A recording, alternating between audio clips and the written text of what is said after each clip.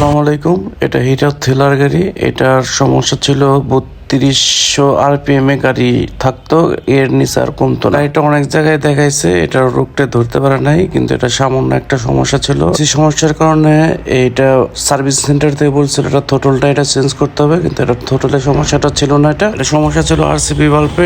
এটা টুইনিংটা ঠিক ছিল না, এটা টুইনিং করছে, ইনশাল্লাহ ঠিক হয়ে গেছে। ভাই গাড়ি কি ঠিক আছে?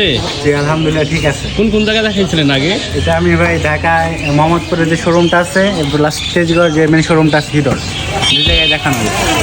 তারপরে ওইখান থেকে আমার টোটালি যে প্রবলেম আরপিএমটা আপ ডাউন করে, ওইটা কি করে দিতে পারে নাই, বলছে যে টোটালটাই চেঞ্জ করতে হবে, টোটাল মিটারটা। পরে আমি মোল্লা মোটরসে ভাইয়ের কাছে আসলাম, ভাই আমার প্রবলেমটা সলভ করে কি হয়েছে?